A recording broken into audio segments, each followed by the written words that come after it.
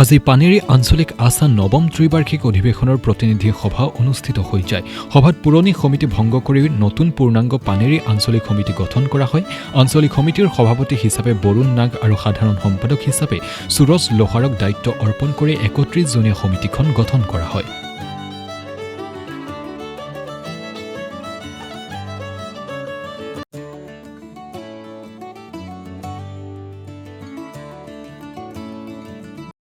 পানেৰী আঞ্চলিক সমিতি আছাৰ নৱম ত্ৰিবাৰ্ষিক অধিৱেশনৰ প্ৰতিনিধি সভা আমি আয়োজন কৰিছিলোঁ আৰু এই প্ৰতিনিধি সভাত আজি সিদ্ধান্ত হ'ল যে পানেৰী আঞ্চলিক কমিটি পূৰ্বৰ যি পানেৰী আঞ্চলিক কমিটি আছা আমি ভংগ কৰি দিলোঁ আৰু নতুনকৈ পানেৰী আঞ্চলিক কমিটি আমি গঠন কৰিলোঁ আৰু সভাপতি হিচাপে আমি বৰুণ নাগ ডাঙৰীয়াক আমি সভাপতি হিচাপে আমি দায়িত্বভাৰ অৰ্পণ কৰিছোঁ আৰু সাধাৰণ সম্পাদক হিচাপে সুৰজ লোহাৰ ডাঙৰীয়াক আমি দায়িত্ব অৰ্পণ কৰিছোঁ আৰু ৩১জনীয়া পানেৰী আঞ্চলিক কমিটি আমি শক্তিশালীভাৱে আমি পূৰ্ণাংগভাৱে আজি আমি গঠন কৰিলোঁ।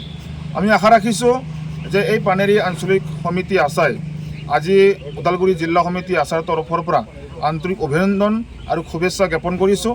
আগন্তুক দিনত এই পানেৰী আঞ্চলিক সমিতি আছাই এই অঞ্চলৰ আদিবাসী জনগোষ্ঠীৰ হকে তেখেতসকলে কাম কৰি যাব আৰু আদিবাসী ছাত্ৰ সন্থাৰ হৈ এই অঞ্চলৰ যিমানবিলাক সমস্যা আছে আৰু সকলো জাতি জনগোষ্ঠীক লগত লৈ তেখেতসকলে হাতে হাত ধৰি কান্ধত কান্ধ মিলাই তেখেতসকলে কাম কাজসমূহ কৰি যাব বুলি আমাৰ আশাবাদী।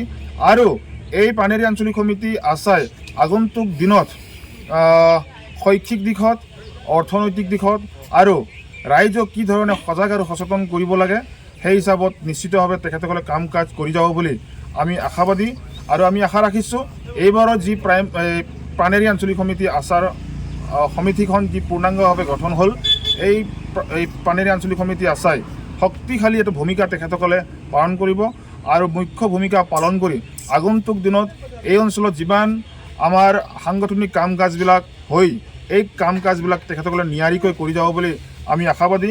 কাৰণ এই পানেৰী আঞ্চলিক সমিতি আছা কিন্তু এটা চকুত লগা এটা পানেৰী আঞ্চলিক সমিতি আছা হয়, কাৰণ গোটেই অসমৰ ৰাইজে পানেৰী আঞ্চলিক সমিতি আছাৰ ওপৰতে নিৰ্ভৰ কৰি থাকে। কাৰণ ইয়াত অস্ত্ৰ শ্বহীদ যিহেতুকে আছে, এই অস্ত্ৰ শ্বহীদে আমাক যথেষ্ট অনুপ্ৰেৰণা আমাক যোগায় জাতিটোৰ কাৰণে।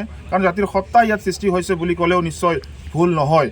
কাৰণ আমাৰ যি অনুপ্ৰেৰণা যদি সৃষ্টি হ'ব লাগে এই অস্ত্ৰ শ্বহীদৰ পৰাই আমাক শক্তি আমাক দিয়ে আৰু সেই হিচাপত এই পানেৰী আঞ্চলিক সমিতি আছাই আগন্তুক দিনত ভালকৈ কাম কাজ কৰি যাব বুলি আমি আশাবাদী। পুনৰবাৰ সভাপতি সম্পাদককে ধৰি সমূহ বিষয়ববীয়াসকলক ওদালগুৰি জিলা সমিতি আছাৰ তৰফৰ পৰা আন্তৰিক অভিনন্দন আৰু শুভেচ্ছা জ্ঞাপন কৰিছোঁ, সুস্বাস্থ্য কামনা কৰিছোঁ। ধন্যবাদ।